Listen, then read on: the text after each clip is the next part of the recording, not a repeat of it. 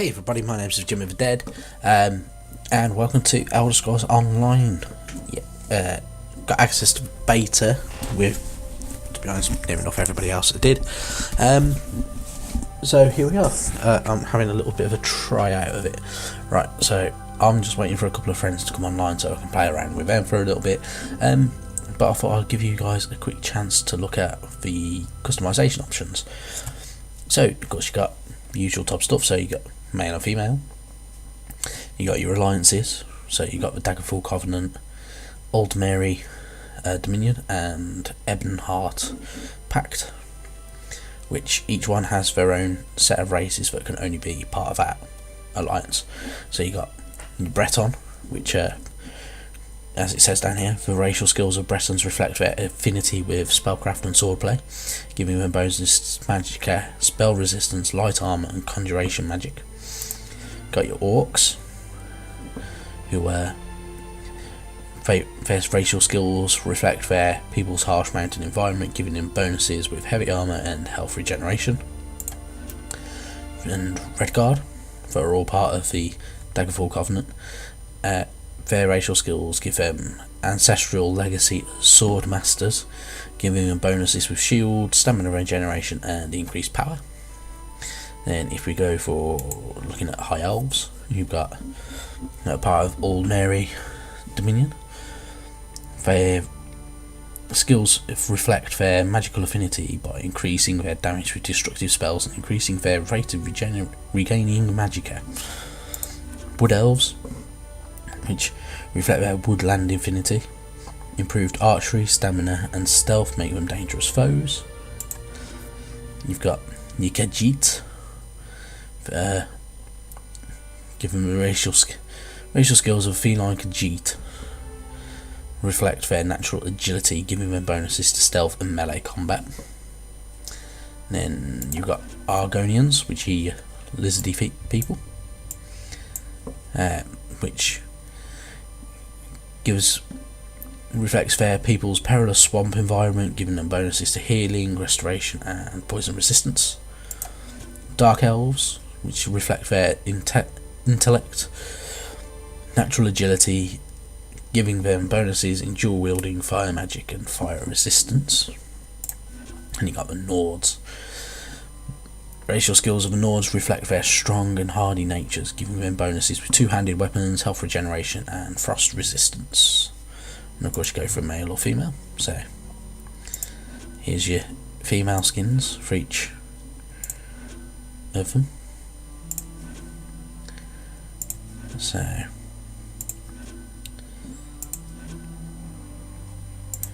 and there we have it. Right. So of course with this as well you can give them veteran gear.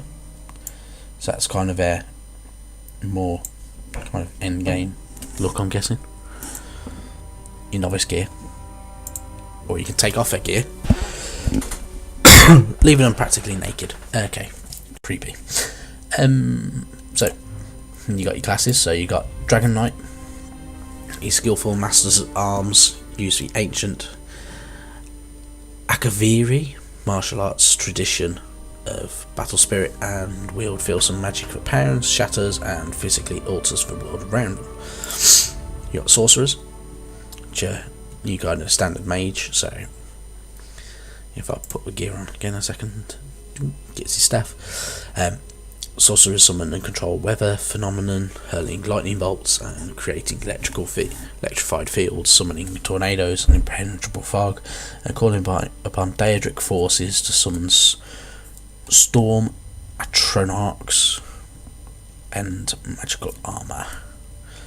You got your Nightblade, which is your kind of rogue. Nightblades are adventurers, opportunists, and have a gaff for getting in and out of trouble, relying variously on stealth, blades, and speed. Nightblades thrive on conflict and misfortune, trusting to their luck and cunning to survive. And then you got the Templar.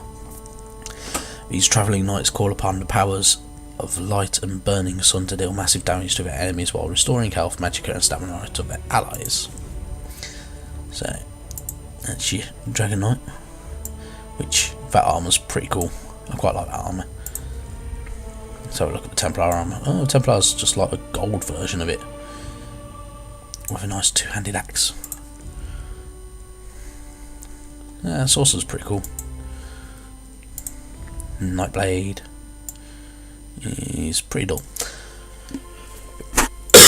Right, so if I go to no gear a second, and right, so of course you got changing the skin, body type, and everything like that. So you got ultra muscle,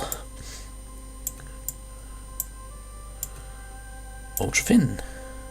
Wow, that's ridiculous. Or you can go fat.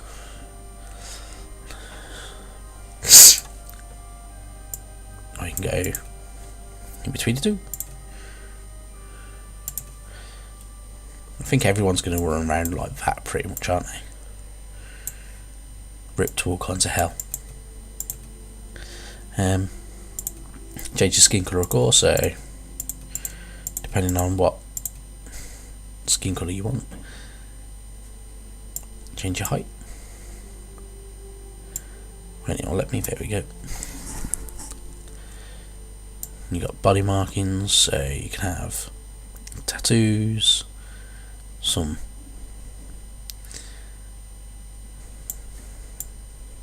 well,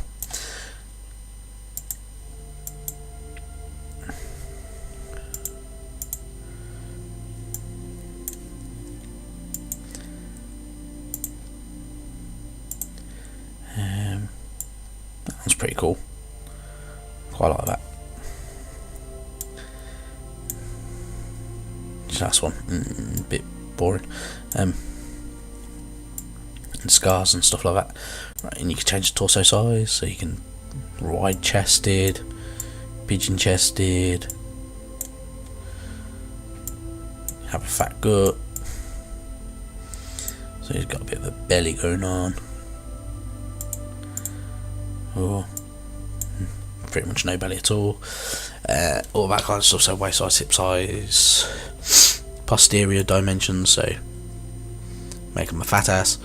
Your face, of course, so you can have a heroic face, or you can adjust it ever so slightly and have a more of an angular face,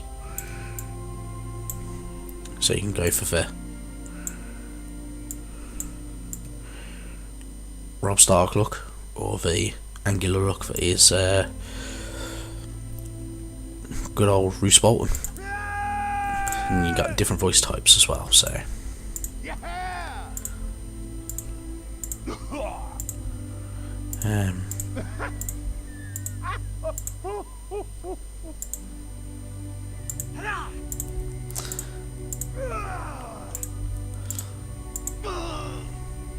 hairstyle, and of course you got the hairstyles.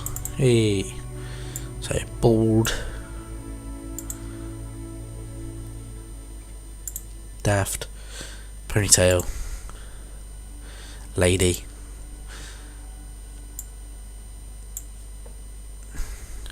parting, not as bald as before, mohawk,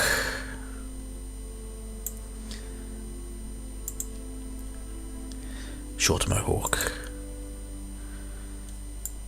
Heath Slater,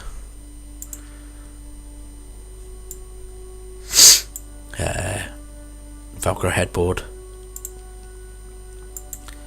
Fry Tuck, Baldy,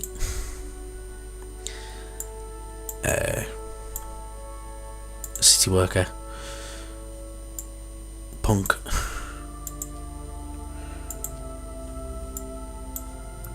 is that the Hulk Hogan? Hulk Hogan, or what Shawn Michaels seems to be turning into at the moment. Short hair, slight ponytail, mohawked ponytail, Chad Kroger, double ponytail. Why? Pigtail and ponytails. Pigtail and ponytails again. Nice little bun. and wow, that's mental. Right, and of course you can change your hair colour, so what's bright is you can kind of have your hair not too bright. That's a shame. Change age, so wow, does look old as well.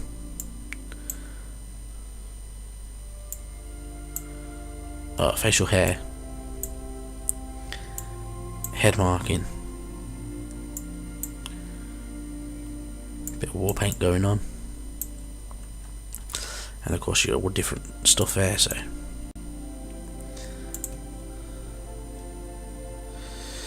of course lots of customization, really cool. Right, so once I'm set up I will see you in a few.